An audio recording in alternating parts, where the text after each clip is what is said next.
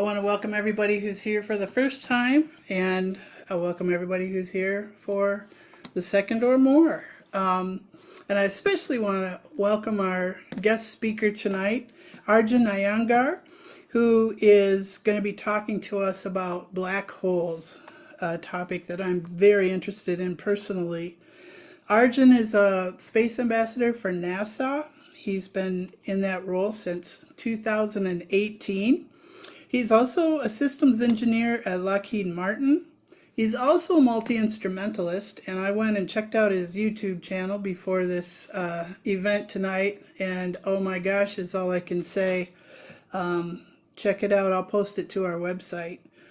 He's so talented. It's unbelievable. He's also a Goodwill ambassador for Empower the Children, and he has 2 master's degrees. Is there anything you don't do? Anyway, welcome Arjun to the South Speaker Series, and we're really glad to have you. Thank you so much. Yep. So I'll go ahead and share my screen.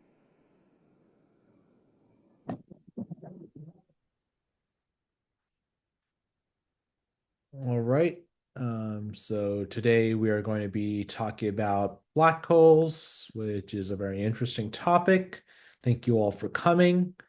Um, so just a little about myself. Have a master's degree from South Dakota School of Mines and Technology in computational science and robotics, and another master's degree from Georgia Institute of Technology in computer science with machine learning specialization. Since 2020, I've been working as a systems engineer at Lockheed Martin, Mount Laurel, New Jersey. My YouTube site is in this slide. I play the piano, the harp, the organ, a few Indian and Persian instruments. I'm currently pursuing music studies at Berkeley Online, taking some courses there.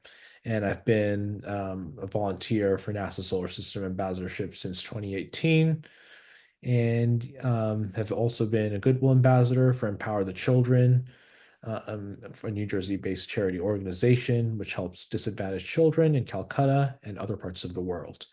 So now let's begin with this presentation.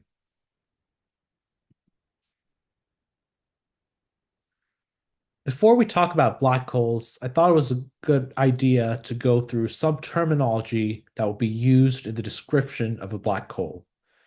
These concepts are a major part of this presentation. We all know that space is three-dimensional.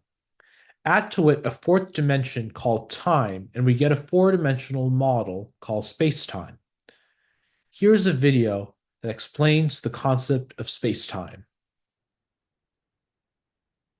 You have to think about the seemingly simple concept of now. For me, a list of things that I consider to be happening right now might include the tick of noon on my office clock, my cat just now jumping from the windowsill, things happening far away, like a pigeon in Venice taking flight at this very moment, a meteor just now hitting the moon, explosion of a star at the far reaches of the universe. These and all other events that I think are happening at the same moment in time, but in different regions of our universe, make up what I intuitively think of as now. You can picture them as lying on a single slice of space-time. Let's call it a now slice. Common sense would say that you and I and everyone else will agree on what's happening or what exists right now, moment after moment after moment. That is, we would all agree on what lies on a given now slice. But Einstein showed that, strangely, when you take motion into account, this common sense picture of time goes out the window. You see what I mean? Think of space-time as a loaf of bread. Einstein realized that just as there are different ways to cut a loaf of bread into individual slices, there are different ways to cut space-time into individual now slices. That is, because motion affects the passage of time, someone who's moving will have a different conception of what's happening right now. And so they'll cut the loaf into different now slices. Their slices will be at a different angle. That person who's moving will tilt the knife, will be carving out these slices at a different angle. They won't be parallel to my slices of time. To get a feel for the bizarre effect this can have, imagine an alien here in a galaxy 10 billion light years from Earth, and way over there on Earth, the guy at the gas station. Now, if the two are sitting still, not moving in relation to one another, their clocks tick off time at the same rate, and so they share the same now slices, which cut straight across the loaf. But watch what happens if the alien hops on his bike and rides directly away from Earth. Since motion slows the passage of time, their clocks will no longer tick off time at the same rate. And if their clocks no longer agree, their now slices will no longer agree either. The alien's now slice cuts through the loaf differently. It's angled toward the past. Since the alien is biking at a leisurely pace, his slice is angled to the past by only a minuscule amount. But across such a vast distance, that tiny angle results in a huge difference in time. So what the alien would find on his angled now slice, what he considers as happening right now on Earth, no longer includes our friend at the gas station or even 40 years earlier when our friend was a baby. Amazingly, the alien's now slice has swept back through 200 years of Earth history and now includes events that we consider part of the distant past, like Beethoven finishing the Fifth Symphony. Even at a relatively slow speed, we can have actually tremendous disagreements on our labeling of now, of what happens at the same time, if we're spread out far enough in space. And if that's not strange enough, the direction you move makes a difference too. Watch what happens when the alien turns around and bikes toward Earth. The alien's new now slice is angled toward the future. And so it includes events that won't happen on Earth for 200 years. Perhaps our friend's great-great-great-granddaughter teleporting from Paris to New York. Once we know that your now can be what I consider the past, or your now can be what I consider the future, and your now is every bit as valid as my now, then we learn that the past must be real. The future must be real. They could be your now. That means past, present, future, all equally real. They all exist.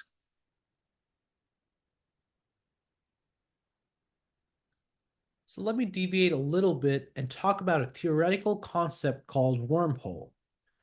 Think of this as a passage from one space-time sliced to another. This concept was proposed by Einstein and Nathan Rosen in 1935, and it is also called Einstein-Rosen bridges.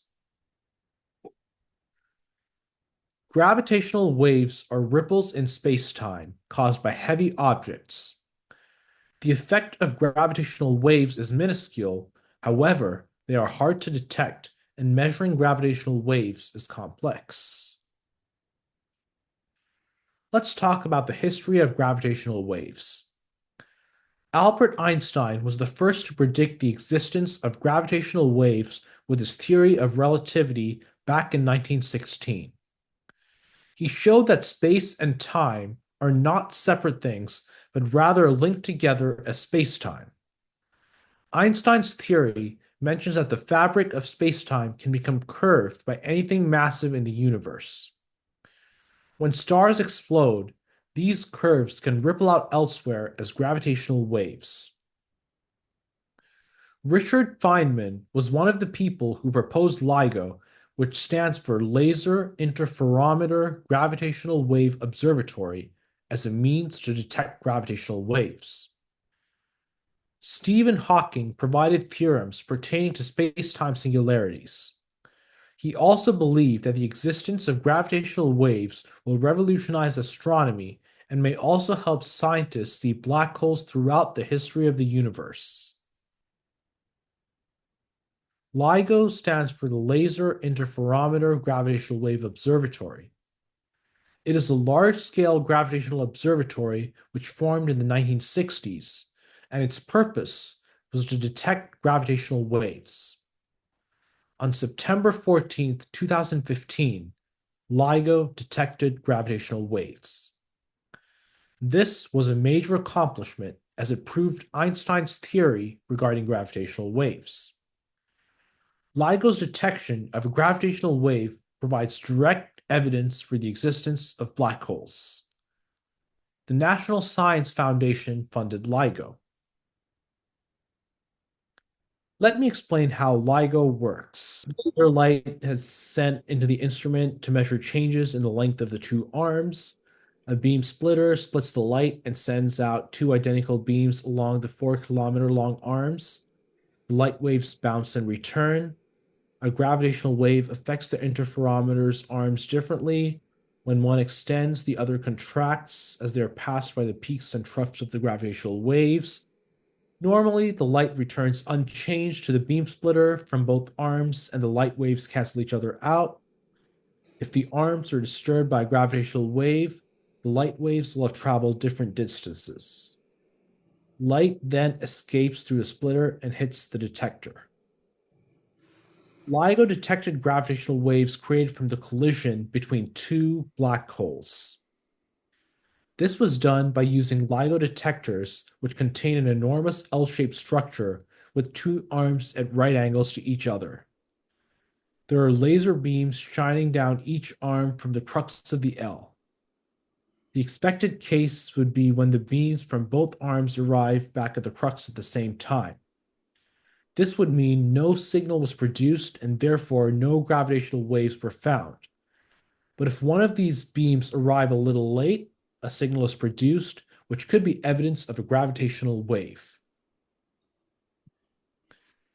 Next, we will talk about the theory of relativity. Laws of physics are the same for all non-accelerating observers. Speed of light in a vacuum was independent of the motion of all observers. Massive objects cause a distortion in space-time, which is felt as gravity. Here's a video of the theory of relativity. The 28-year-old Albert Einstein is still a patent office bureaucrat. It has been 2 years since he published his special theory of relativity. In 1907, Einstein agrees to write a new article explaining special relativity.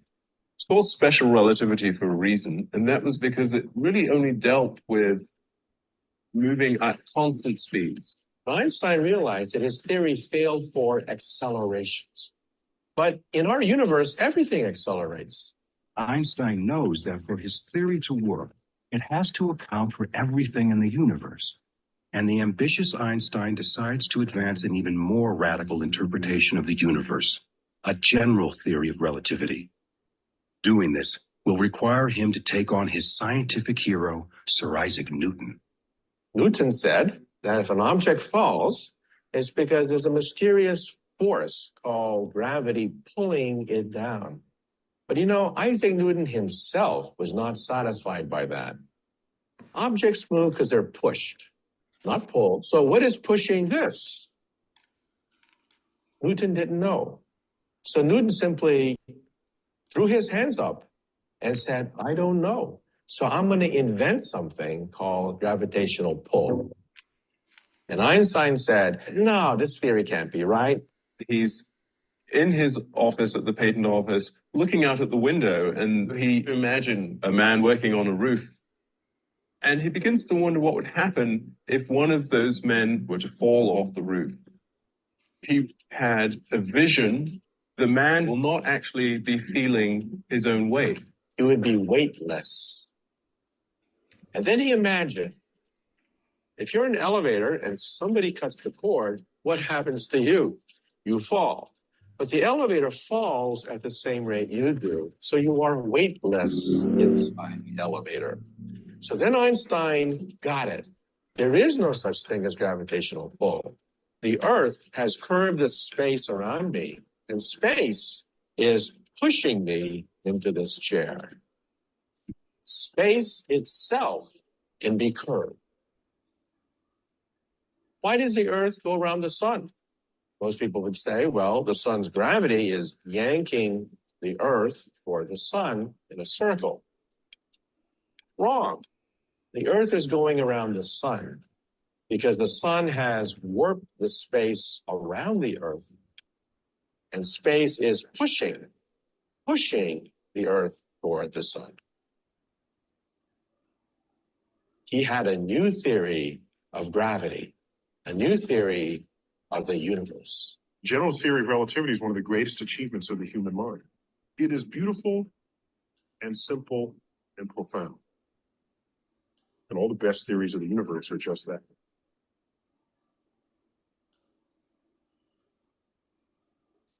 So next we'll talk about what a black hole is. Black holes represent extreme conditions in the universe. Many times the mass of our sun is compacted to the size of a tip of a pin. A star that has triple the matter of the sun could become a black hole. These are regions of infinite gravity near the black hole where nothing, not even light, can escape from it. Black holes are invisible. They are voracious eaters that gulp up everything they can in the immediate vicinity: dust clouds, stars, and other space debris. Black holes can be non-rotating or rotating. A non-rotating black hole has only a center and a surface. The black hole is surrounded by an event horizon, which is a sphere from which light cannot escape. The distance between the black hole and its horizon is called the Schwarzschild radius. The center of a black hole is a point of infinite density and zero volume called a singularity. Here's a video that explains the Schwarzschild radius. The Schwarzschild radius is the distance from the center of a black hole below which nothing, not even light, can escape. You may have heard it called the event horizon, and how big it is depends only on the black hole's mass. The g and c squared here are just constants that help convert from kilograms to meters, so the equation can also be written as 1.49 times 10 to the negative 27 times mass. But the important thing is that the heavier the black hole, the bigger the Schwarzschild radius. Schwarzschild, by the way, means black shield in German, which is bizarrely appropriate for the physicist after whom black hole event horizons are named. Now let's just blindly use this equation to start calculating Schwarzschild radii for other objects. The Schwarzschild radius of the sun is about 3 kilometers. The Schwarzschild radius of the Earth is about 1 centimeter, and the Schwarzschild radius of a cat is about 0.01 yoctometers. What did these mean? Well, nothing, since the sun, the Earth, and the cat aren't black holes. Yet, in principle, any object that gets squeezed down to around the size of its Schwarzschild radius will become a black hole. It's hard to imagine squeezing the whole Earth until it literally becomes this big, but when supergiant stars die, their supernova explosions are so powerful they can compress the star's already dense cores past their Schwarzschild tipping points to become black hole.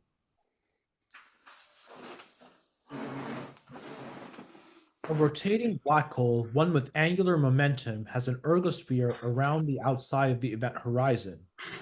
In the ergosphere, space and time themselves are dragged along with the rotation of the black hole.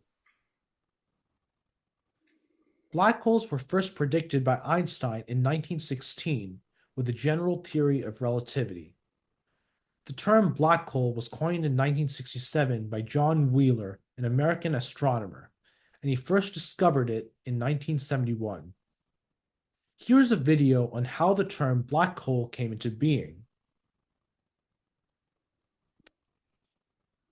My talk is on black holes.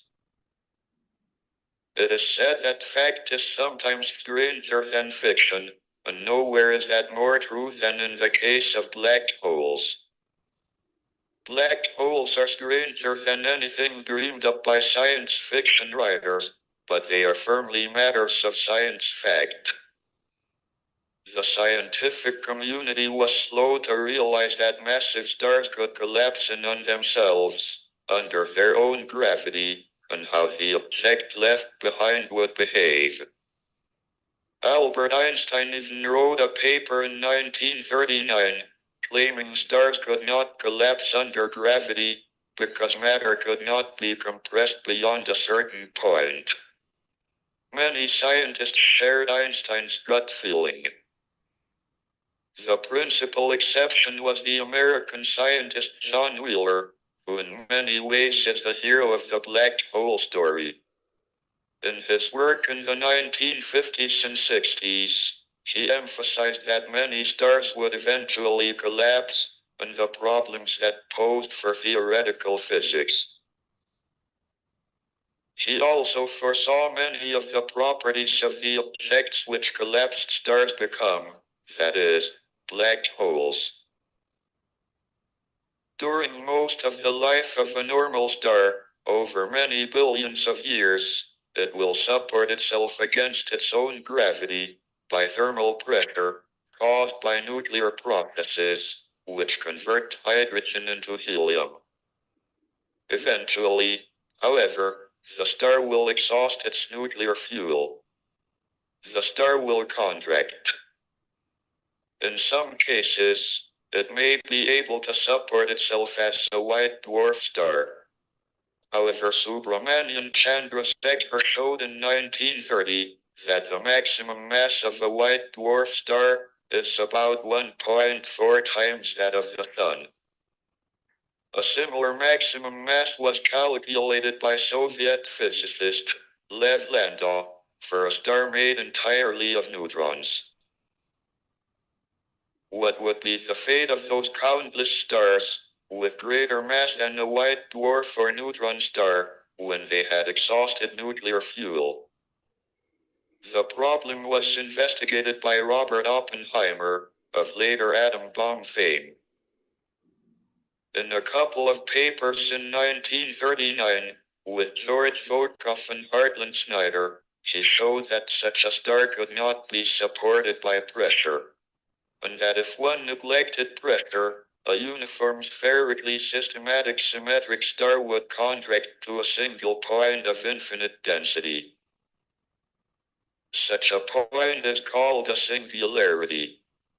All our theories of space are formulated on the assumption that space-time is smooth and nearly flat, so they break down at the singularity, where the curvature of space-time is infinite. In fact, it marks the end of time itself. That is what Einstein found so objectionable.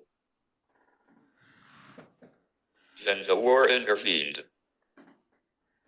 Most scientists, including Robert Oppenheimer, switched their attention to nuclear physics, and the issue of gravitational collapse was largely forgotten.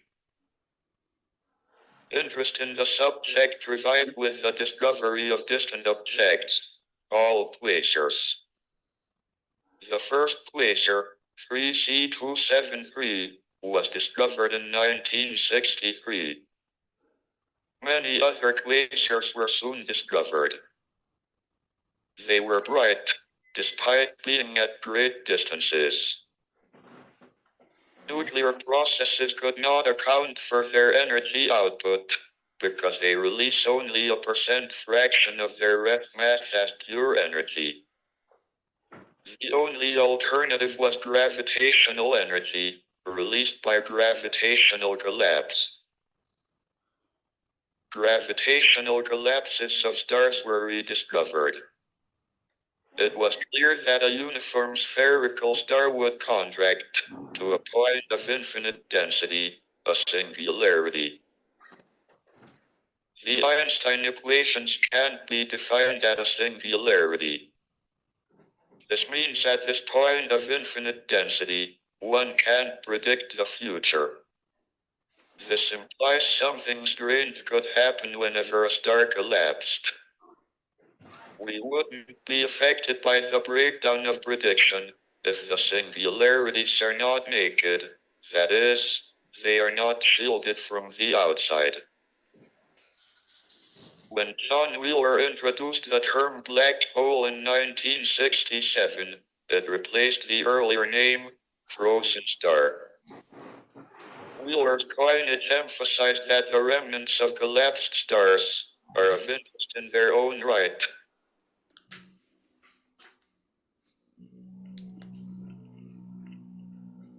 Next, we will talk about entropy. Entropy increases or stays constant for a closed system. When matter falls into a black hole, its entropy increases. Here's a video on entropy. There was a dramatic advance in our understanding of these mysterious phenomena, with a mathematical discovery in 1970.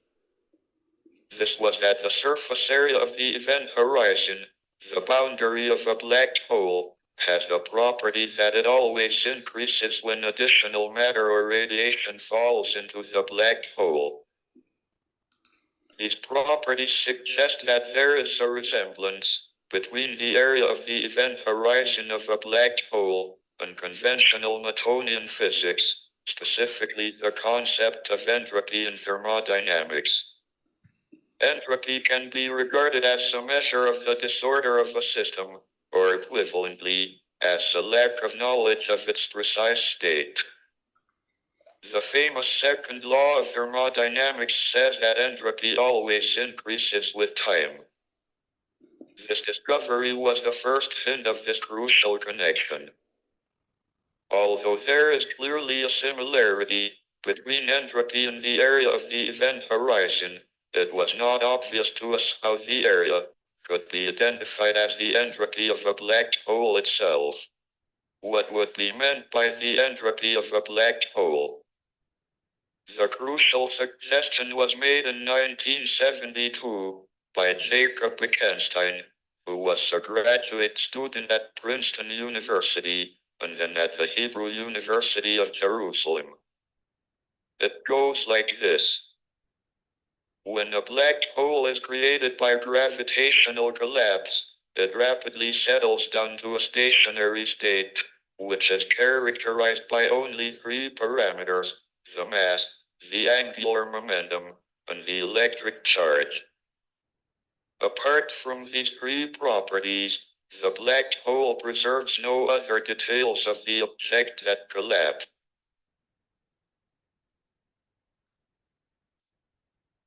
So how are black holes observed?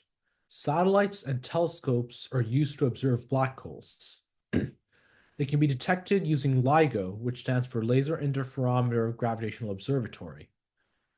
When a star and black hole are close together, high energy light is made and can be measured by satellites or telescopes. A black hole may pull gas off the star and create an accretion disk around itself. The first direct visual observation of black holes happened in 2019 using the Event Horizon Telescope, which is a network of dishes spanning the entire Earth. Here are the components of black holes. Let me talk about it one by one. Singularity. At the very center of a black hole, matter has collapsed into a region of infinite density called a singularity. All the matter and energy that fall into the black hole ends up here. The infinite density causes quantum effects to become important. Event horizon. This is the radius around a singularity where matter and energy cannot escape the black hole's gravity, the point of no return. This is the black part of the black hole. Photon sphere. Although the black hole itself is dark, photons are emitted from nearby hot plasma in jets or in an accretion disk. In the absence of gravity, these photons would travel in straight lines, but just outside the event horizon of a black hole, gravity is strong enough to bend their paths, so that we see a bright ring surrounding a roughly circular dark shadow. The Event Horizon Telescope took a black hole image of the ring and the shadow in 2019. Relativistic jets. When a black hole feeds on stars, gas, or dust, the meal produces jets of particles and radiation blasting out from the black hole's poles at near light speed. They can extend for thousands of light years into space. Innermost stable orbit. The inner edge of an accretion disk is the last place that material can orbit safely without the risk of falling past the point of no return. Accretion disk. A disk of superheating gas and dust whirls around a black hole at immense speeds, producing electromagnetic radiation, X-rays, optical, infrared, and radio that reveal the black hole's location. Some of this material is doomed to cross the event horizon, while other parts may be forced out to create jets.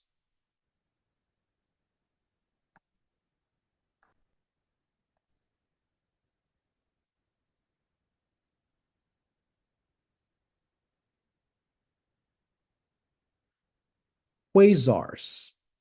These are quasi-stellar radio sources, or quasar for short, that are created by black holes that has taken in too much matter, and they shine very brightly.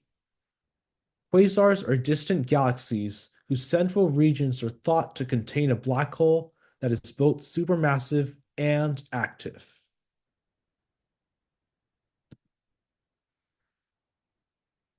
Birth of black holes can happen in three different ways: gamma ray burst, collapse of a massive star, and coalescence of binary neutron stars.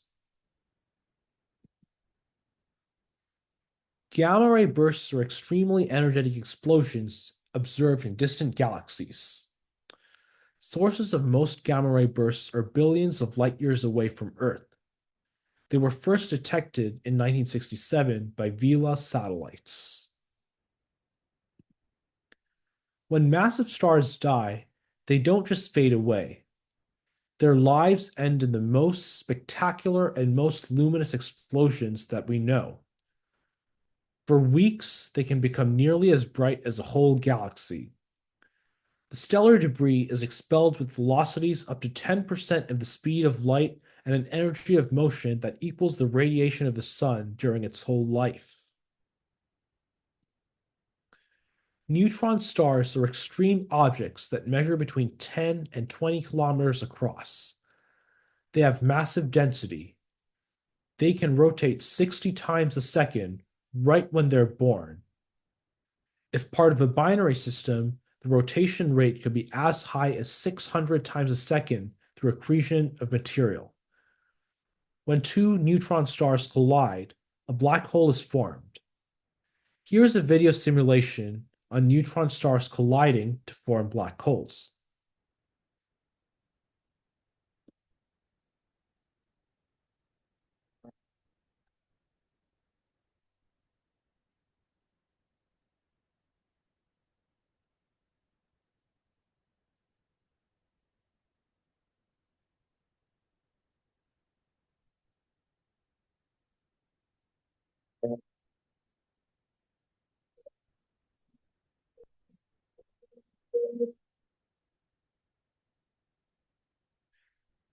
Categories of black holes based on size are stellar mass, intermediate mass, and supermassive. Stellar mass black holes are formed by the gravitational collapse of a massive star. There are many of them in our galaxy. Cygnus X1 is a stellar mass black hole in our own Milky Way galaxy. Intermediate mass black holes are bigger than stellar mass black holes, but smaller than supermassive black holes. Shown in the picture here is Messier 82, approximately 12 million light years away in the constellation Ursa Major. It is about 5 times more luminous than the whole Milky Way and has a center 100 times more luminous than our galaxy's center. Supermassive black holes are millions or even billions of times massive as the Sun. There is one in the center of our galaxy, Sagittarius A star, thought to have a mass 2.6 million times the mass of the Sun, but it does not affect the Earth's orbit. Quantum mechanically, black holes radiate with the radiation known as Hawking radiation, after Stephen Hawking, who first proposed it. Black holes get the energy to radiate Hawking radiation from their rest mass energy. So if a black hole is not accreting mass from outside, it will lose mass by Hawking radiation and will eventually evaporate. Stellar mass black holes may take 10 to the 67 years to evaporate completely. Supermassive black holes may take 10 to the 100 years to evaporate completely. Here are some famous black holes. Cygnus X1 is a stellar mass black hole in Milky Way galaxy. Sagittarius A star is a supermassive black hole in the center of Milky Way galaxy. Messier 87 is a supermassive black hole. Centaurus A is also a supermassive black hole. Here are some interesting facts about black holes. Space and time get distorted due to the massive gravitational influence in the black hole's near neighborhood. Time runs slower as you get closer to a black hole. Material spirals into a black hole through an accretion disk. Black holes do not emit radiation on their own. Radiation is given off as material is heated in the accretion disk. Astronomers estimate there are anywhere from 10 million to a billion stellar black holes with masses roughly thrice that of the Sun in the Milky Way. The nearest black hole to Earth is Gaia BH1, located just 1,560 light-years away from Earth.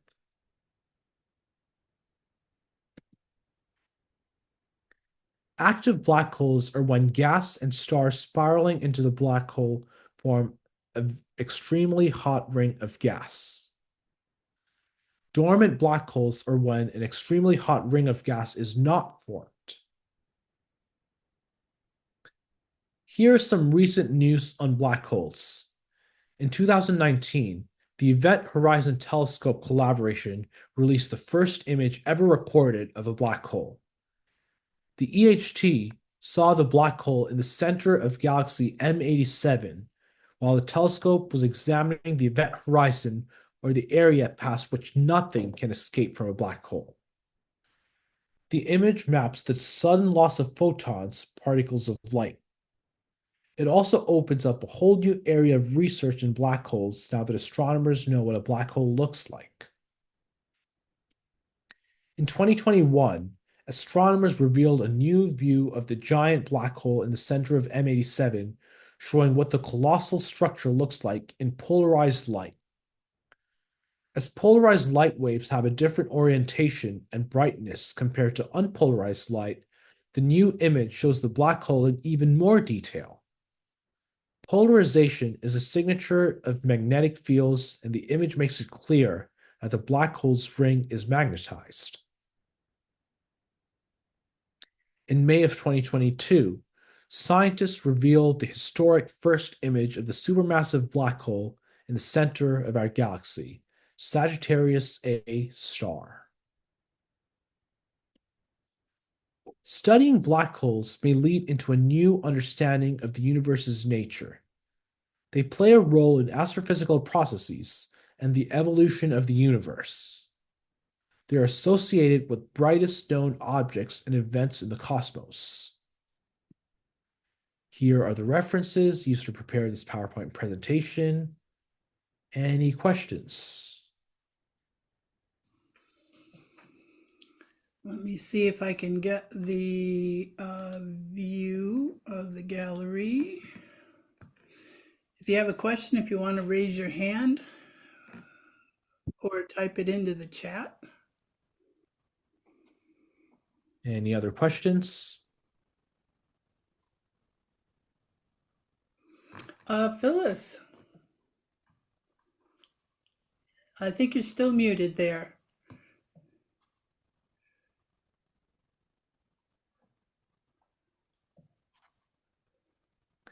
Yeah, I think Phyllis put something in the chat here. The TOS episode Naked Time. The ship is sent back in time by an encounter with a black star, as the term black hole had not yet been introduced. Is this like in a show that was made before the word black hole became popularized? I'm not too familiar with it, but I'm assuming it might be.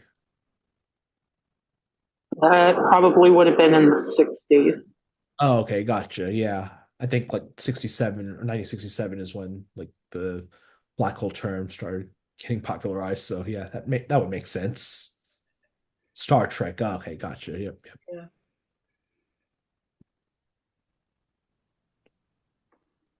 Anybody else have any questions? So in the game Mass Effect, they have a situation where there's probably a good 30 or 40 black holes within a relatively close area of each other in the center part of the universe. How realistic would that be in reality? Um, you're talking about multiple black holes together in one universe. In one area, yes. As far as I know, I'm not sure if that is quite possible because I feel like if one black hole is near the immediate vicinity, it's probably unlikely for another black hole to be nearby because if it's too massive, like the gravitation field will pull the other black hole in. But I mean, if it's quite a few light years away, then I would feel like it might be possible.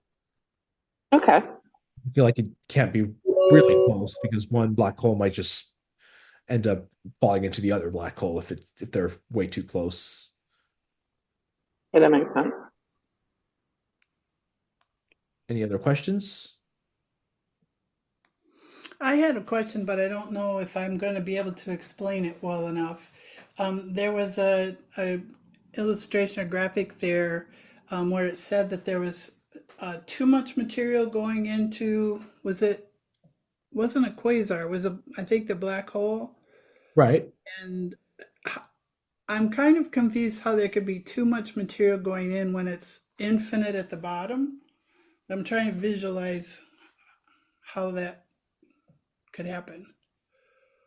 Um, so I think that's more about the concept of like the evaporation about and Hawking radiation. I think that was during when that was explained. So it's like even though it feels like nothing comes out like over a period of time, eventually like if the wormhole and other theoretical concepts are there, then I think material will eventually uh turn out to come out and end up in a new universe, a new world. So I think that's what that's trying to explain. So there's too much in eventually, like because there's the concept that energy cannot be created or destroyed.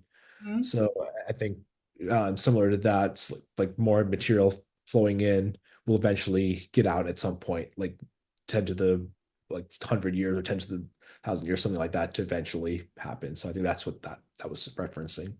Okay, thanks. No problem. Yeah, and if people saw in the chat, that Phyllis has a lesson for students on black holes. And if you want to, we can be in touch, Phyllis, and if you want to send it to me and I can distribute it to those who want it, just send me an That'd email. be great. Be good for the, oh, we heard you. Oh, great. Okay. Yeah. Sometimes switching back and forth with Teams and Zoom, our NASA computers don't like to talk to other computers. But yeah, I thought it was really good, particularly the videos and the graphics to explain it, because this is a hard concept for kids. It's a hard concept sometimes for adults. Um, so yeah, if anybody would like a lesson, we developed one for students, upper middle and high school students, because they get most of their information from, unfortunately, not very good sources in internet entertainment, but this helps with some misconceptions. But thank you for your presentation. No problem. Thank you. Yeah, that'll be great because we're working on developing the cadet program in sciences, and Starfleet as a whole is putting a lot more effort toward programming and opportunities for young people. So That'll be a great one to include. I want to invite everyone to our next Cell Speaker series, which is going to be different. It's going to be on Friday, November 22nd, and it's going to be at 3 p.m. Eastern Standard Time, 8 p.m. GMT. And that's because we're having a speaker from the European Space Agency talk. And you're going to ask me, what is his name? His name is Major Sam McAvoy. He's not Scottish. I checked because I'd have to have a translator. I can't understand Scottish accents very well. But he's going to be talking about protecting the final frontier. And he's in the UK Space Command. He's a lifelong Trekkie. He's in the UK Army. And he's works in the areas of space, artificial intelligence, and quantum computing for the UK defense. So that'll be a little bit different of a subject area for us, and I'm looking forward to it. And then Randy Minson will be here in December to talk about the Algonquin Radio Observatory.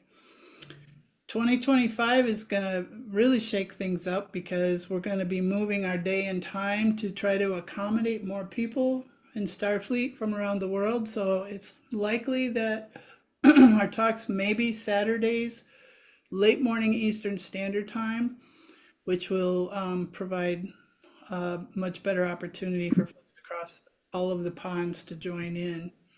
And we'll be having a lot more people from around the world talking.